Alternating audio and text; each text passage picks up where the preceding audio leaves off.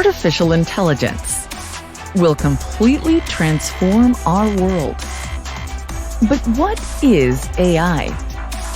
Why will it affect you? And how can you and your business survive and thrive through the AI revolution? Welcome to AI and You. Here is your host, author, speaker, and futurist, Peter Scott. Welcome to episode 45. In today's show, we will conclude the interview with Rob May. Rob is a general partner at PJC, an early-stage venture capital firm focused on investing in, supporting, and building relationships with entrepreneurs who are creating the future. His expertise is in the areas of AI, hardware, B2B, and software as a service.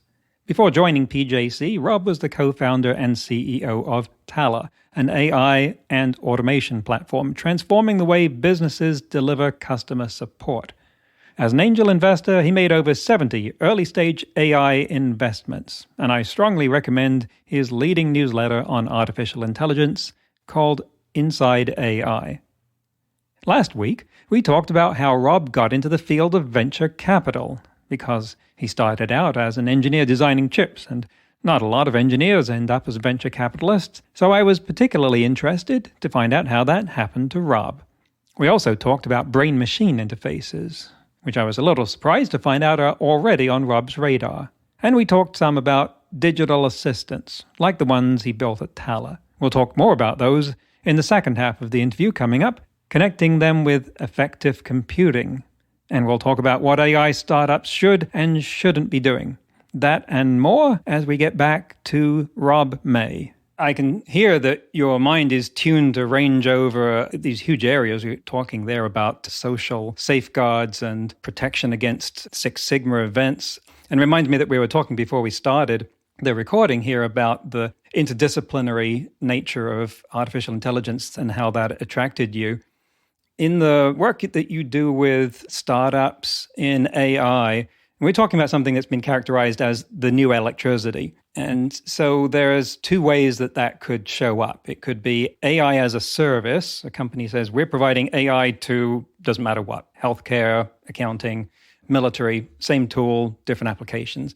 Or is it more applied AI? Does one of those interest you more than the other? Well, I'm a pragmatist at heart. And so while I like debating a lot of the deep questions about the world, and I do think that's fun, ultimately I like seeing things come to life a little bit more. And so I think I'm much more on the applied AI side. I read a lot of the philosophy of AI and cognitive science, philosophy of mind. I'm a big fan of, Daniel Dennett and Doug Hofstadter and all these people that we've all probably read all their books. But I really like building and making things and seeing them come to life. And I like investing at that crossover point. And so I follow a lot of what's going on theoretically, deep, big questions, but I'm always looking for what's next to cross over and become reality. And I'm a CEO of two companies, but I wouldn't say I'm highly operational. I'm a more strategic, sort of integrated thinker. I was more business development and sales focused as a CEO than, I'm not the guy that wants to figure out how the logistics work for whatever thing we're doing. And so, so I think the applied AI is probably where I spend a lot more time.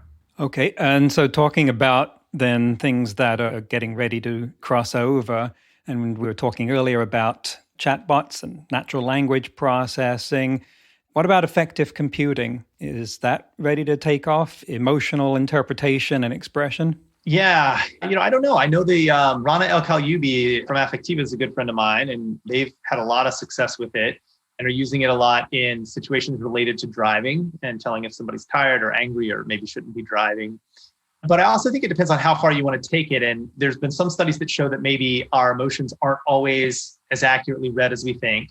And you have this interaction where people start to adapt to things around them, right? So you look at cell phones over the last 20 years and people would have them but not keep them on them all the time. And now we do everything on them, right? And we're always hunched over and we're typing with our thumbs. And so I think you risk these scenarios where as effective computing becomes more prevalent, people start to fake their emotions in ways to tell the computer something that, like, maybe, for example, a computer learns that if you seem to be getting mad, it should give you a refund. So people fake getting mad when they learn that so they'll get more refunds, right? It's like the voice trees now. They put these voice phone trees in place so that they'll be more efficient and you can find what you want. And what do a lot of us do? We get on and we just start pressing zero, right? Just zero, like give me a human. I know my problem needs a human. And so I think it's definitely ready for some early applications, but be interesting to see how successful it is when it's rolled out at scale. I know there's a whole site called Get Human, which tells you the fastest way to get past the phone tree to a human for all different kinds of companies. Yeah, it's run out of Boston, here where I am. I know one. Oh, cool. Yeah.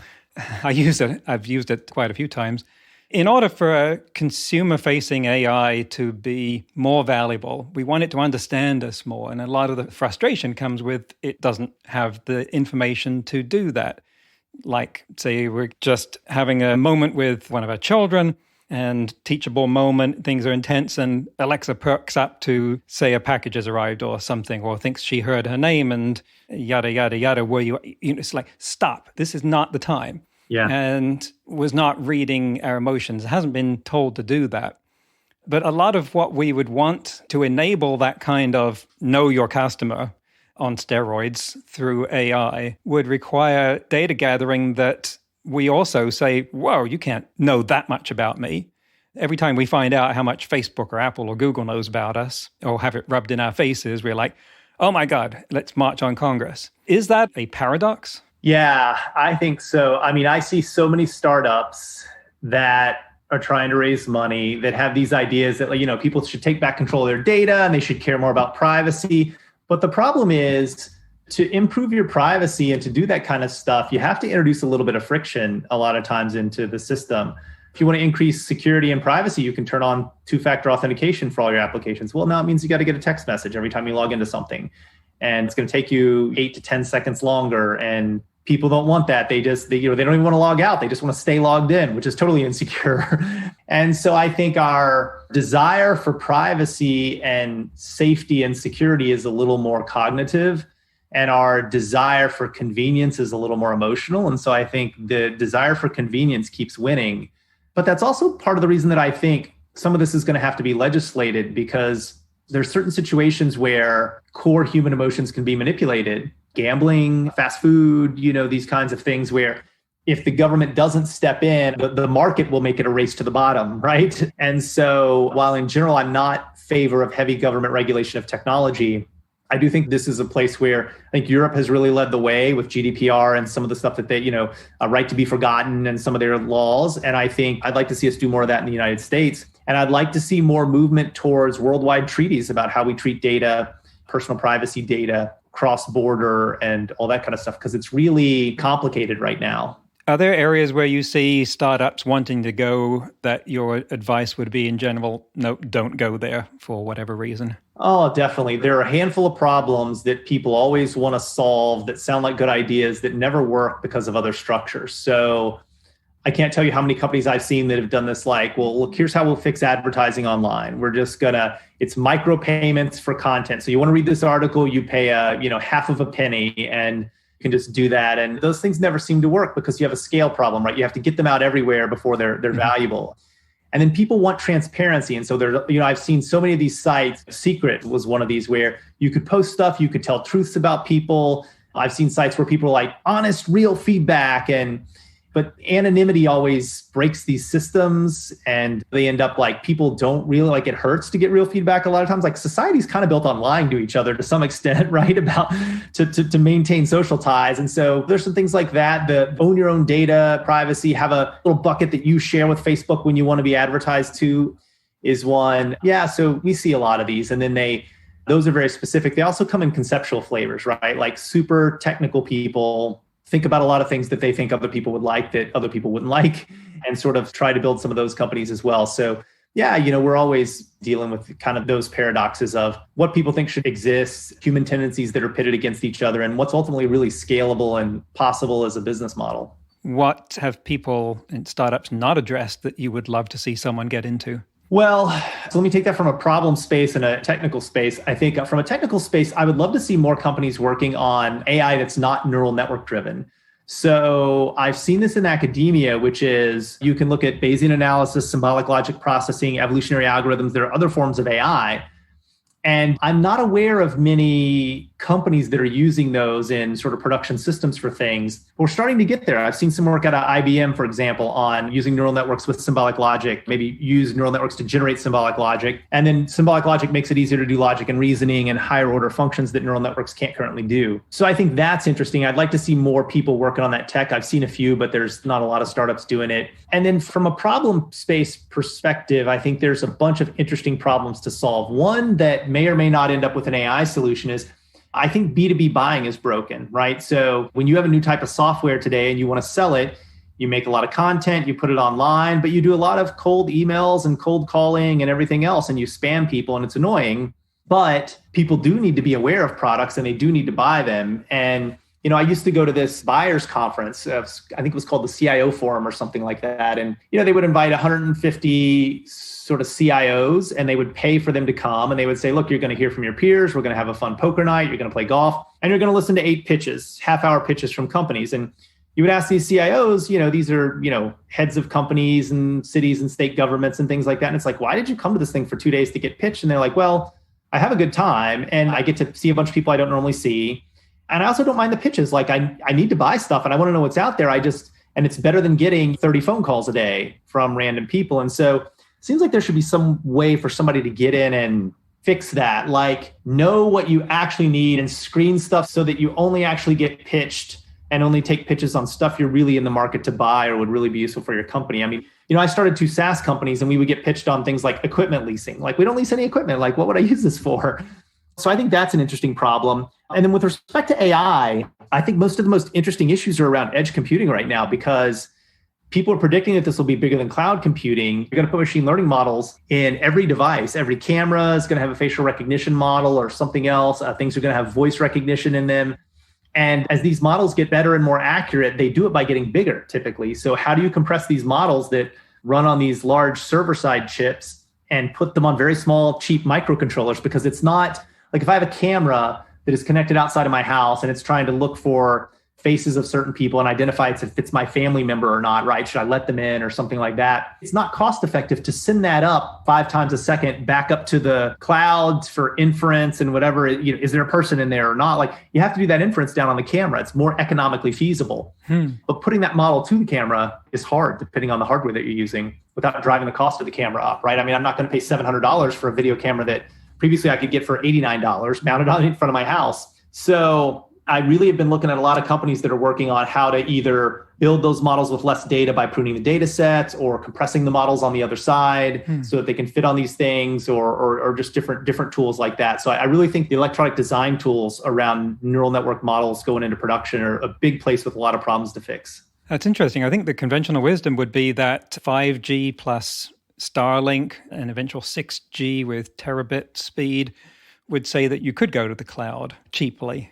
Yeah, well, you're still going to have issues. You're still going to have latency for some issues. So you're talking 20 milliseconds, 100 milliseconds in an autonomous vehicle. That might matter, right? Yes. I think you're still going to have cost issues and privacy issues and internet connectivity issues. There's still going to be a lot of reasons to push this stuff to the edge. True. Are we in an AI bubble? Do you think at some point this is going to pop the way of the .com and we'll be going, wow, that was like bell bottoms. We or cat memes. We were a little carried away with ourselves there. Do you have companies come to you with an AI label on what they're doing and you look at it and you go, dude, that's just linear regression. You can't call that AI. Yeah, so I'll say yes and no. I think we are in an AI bubble in the sense that there are a lot of things being pitched as AI that aren't AI. As intelligence becomes part of everything, I think it'll just become the norm. It's like nobody says like we're an internet company, right, anymore, because every company has to be on the internet. I do think we've overinvested in particularly a lot of the tools and platforms and things like that from an AI perspective. But, that overinvestment's good, right? It lays the groundwork. I mean, it's a lot of speculation, but it lays the groundwork for the real use cases to come later. But I don't think it's necessarily bubbly in the sense that it's going to pop and go away because you've seen a lot of real use cases and real improvements, particularly in the big tech companies, right? What Tesla's done, what Amazon's done, what Google's done, Microsoft, Apple, even places you hear less about like Salesforce and Oracle are doing a lot with AI. It's making a lot of things better and it's really rolling out. And so AI engineers aren't going away, machine learning engineers, the technologies are going to keep moving forward.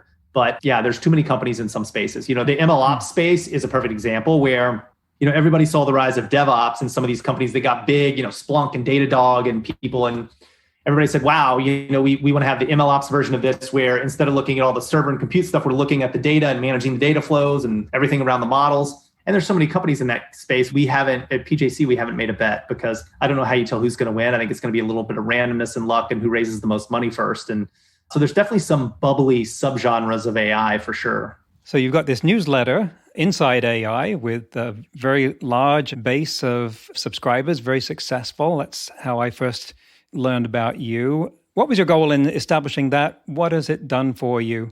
Yeah, so I started that in 2015 because my first company was a cloud security and backup company, and I needed to rebrand myself as an AI guy if I was going to start an AI company and do AI investing, which is most of my angel investing. So before I joined PJC, I made 74 angel investments, and probably 65 of them were AI focused. So if I was going to do that, I was thinking about how do I get deal flow and how do I rebrand myself? So in 2015, I started writing. The newsletter was originally called Technically Sentient.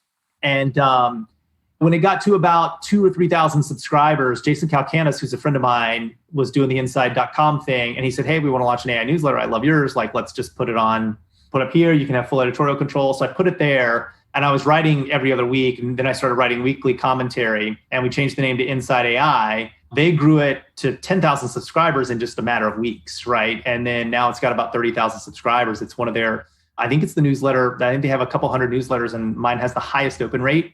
And then, about a year and a half ago, we added somebody who would write the news daily, and I still just sort of focus on the weekend commentary. So yeah, so it's cool. That's why I did it. It's very scalable for me to send that. Most of the people that I personally know read it. They feel like they hear from me all the time. And so time like COVID, when I can't have coffee, our relationship maybe feels closer from their perspective when I reach out to say hi than it otherwise would. And I also recently have started writing on Substack at investinginai.substack.com. And that's where I'm going to write more about just the investing side of some of this stuff, business models and markets and things like that. So I like to write mainly it helps me with what I think. I really do it for me more than the readers. Mm-hmm. I know what you mean. I wasn't originally planning to write a book when I started this. I was going to go to videos and talks, but I was having so much trouble ordering stuff that I thought, well, I'm going to write this down so that I'm forced to figure out what order to explain it in. And then I thought, oh, this really should go out as a book.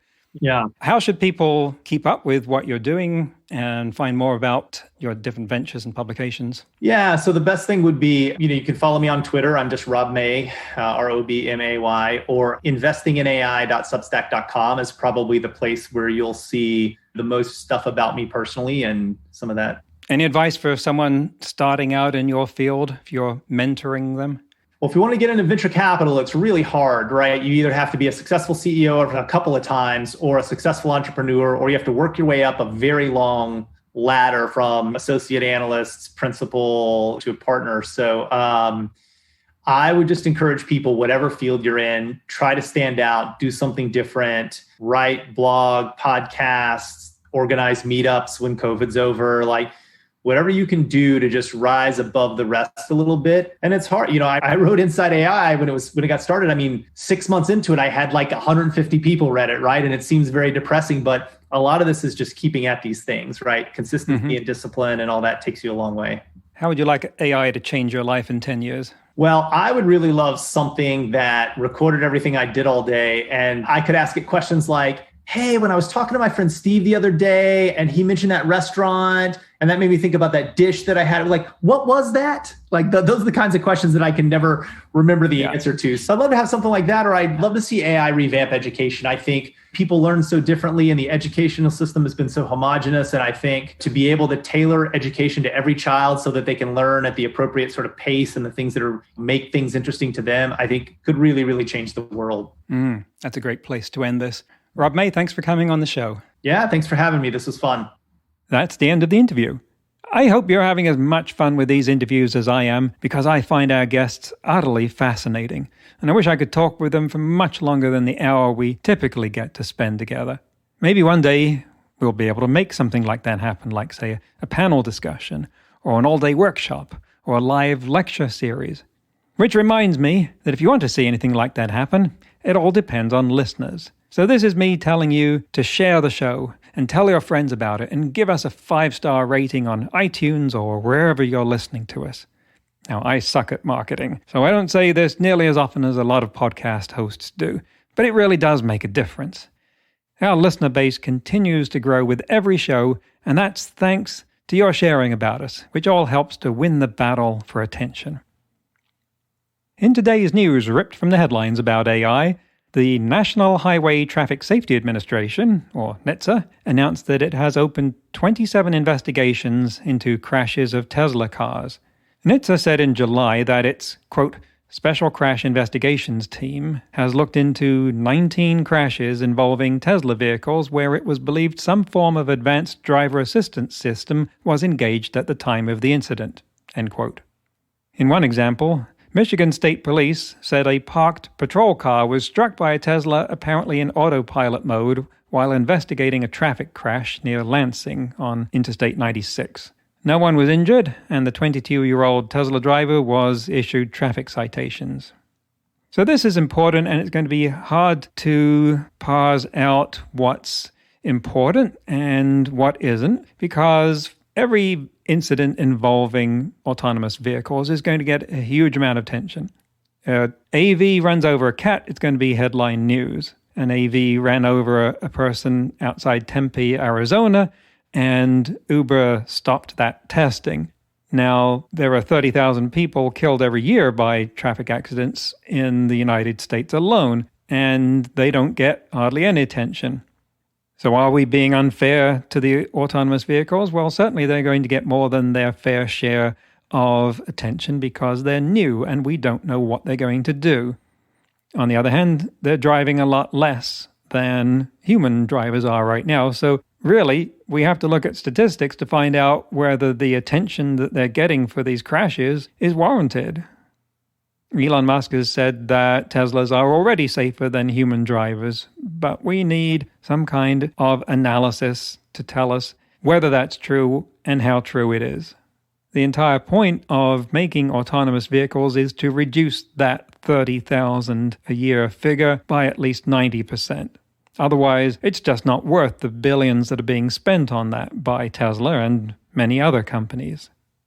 This may create a catch-22 in that the attention that those vehicles get from NHTSA and especially the media may defeat the introduction of them in wide-scale form even after they become generally safer than human drivers. But I'm thinking that what may unwedge that is insurance companies, because they will deal in data. You can bet that they already know just how much safer or less safer AVs are than human drivers. And as soon as that equation comes out on a side that works for their underwriters, they will push this forward, because they stand to make money off the widespread use of autonomous vehicles as soon as they are significantly safer than human drivers. Next week, I'll be talking with Rajiv Malhotra, who has a new book, Artificial Intelligence and the Future of Power, 5 Battlegrounds, which is particularly focused on the impact of AI on the economy and social framework of developing countries like India. That's next week on AI and You. Until then, remember, no matter how much computers learn how to do, it's how we come together as humans that matters.